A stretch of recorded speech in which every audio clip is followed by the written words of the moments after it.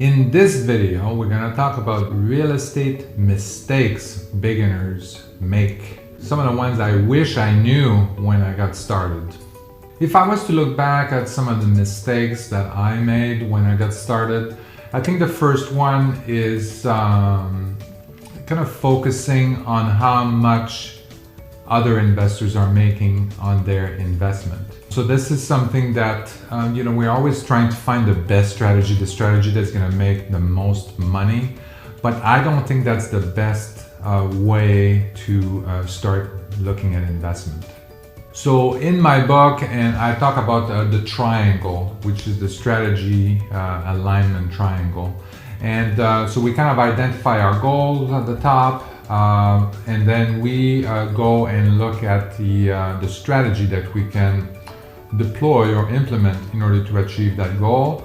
We look at our resources on the other tip of the triangle, and then finally we look at market and investment criteria on the other tip of the triangle. So that's what I'm looking at. Once you've identified your goal, which by the way should be achieve financial freedom, should be your number one goal, and then your number two goal, then you can define whatever you want after that.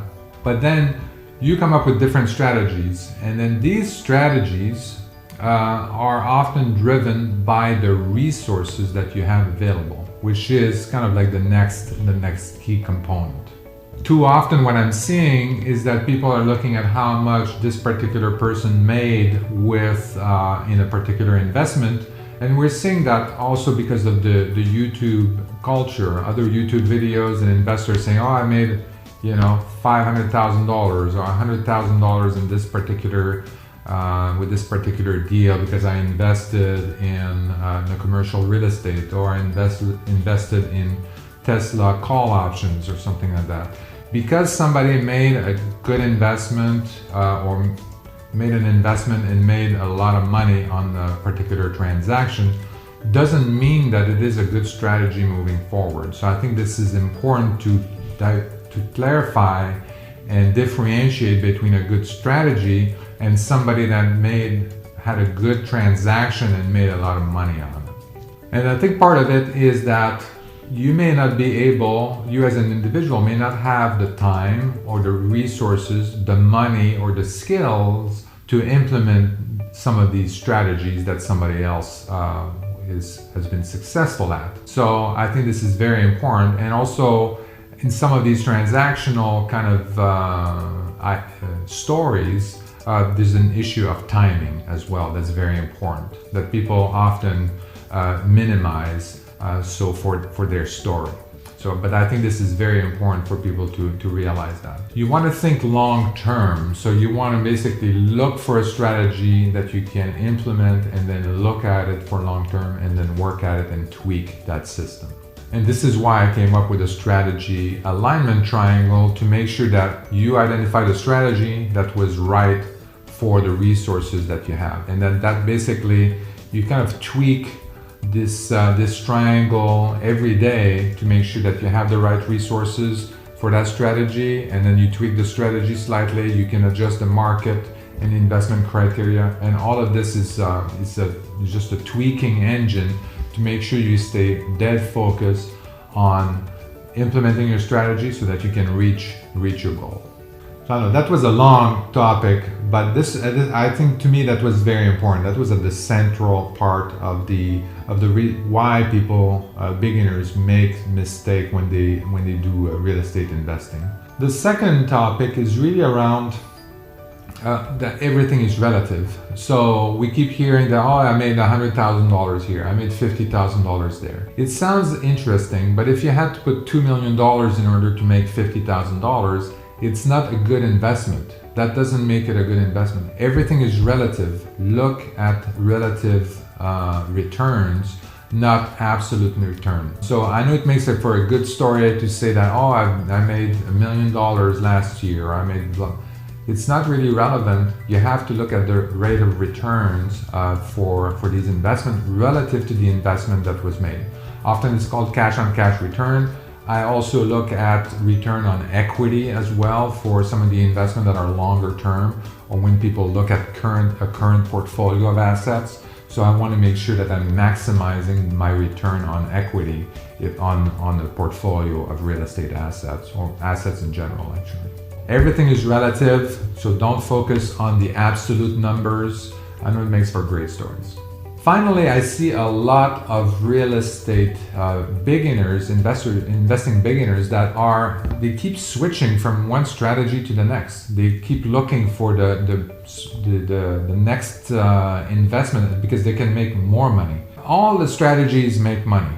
You know, I've identified in my book, I probably have I think 25 or 30 strategies that I've identified, and these are only strategies that provide passive income. There are a whole bunch of other strategies that I don't have in my book because they're not about passive income. They're about more like equity-based or value add or something like that. All these strategies make money. People make money at all of them. What's important is to find the right strategy that works for you based on the resources that you have, your time, your money, your skills. That's what's important. And then don't switch. Stick to that. Once you find a way to make money using that strategy in the right market, then tweak it. Continuously go and make it better. Scale it up. That's what's important. So there are situations, so if you can't scale it up, if you haven't made the money, if you can't scale it up, then it may be time to pivot and find something else to do, and then change your strategy, or tweak the strategy, or change to a completely different strategy. So how do you know you can't make it with the existing strategy and that you have to make a significant adjustment, that you have to pivot? Is that basically you can't find the right alignment between your resources and the strategy. You don't have the right resources. You don't have the right market. And it happened to us. I mean, we were trying to invest in San Francisco. We tried to do all kinds of things, flip, wholesaling. We tried to do commercial. And really, we found ourselves in a situation where we didn't have the right resources. We didn't have enough capital to do it. We didn't have the right partners in terms of finding the contractors and the developers to work on these on the projects. So we decided at one point that this was not the right market for us, for the capital that we had. And then we decided to go to another market. We decided to go out of state and find the right market for us where our capital would go further along. Of course, that caused the adjustment that we had to do in order to build a team, being able to find a remote team out there and how to set that up. And then you have other resource issues that you have to figure it out. But this is when you know that when you don't have that alignment, you just can't find that alignment to make the strategy work in the market with the resources that you have. This is when you have to really think seriously about doing a pivot and then changing strategy, or changing something in your triangle, in your strategy alignment triangle. So I hope you enjoyed the video and you learned really from my mistakes and things that I wish I'd known when I got started. So real estate mistakes that beginners make. I think this is important. Feel free to watch the rest of the videos on my channel. A lot of them relate to real estate investing, financial freedom, retirement, and other types of investment as well to help you achieve your goal. Make sure that you like this video and that you subscribe to the channel so that when I publish my next video on this channel that you are notified. And again, thank you very much. Thank you for listening.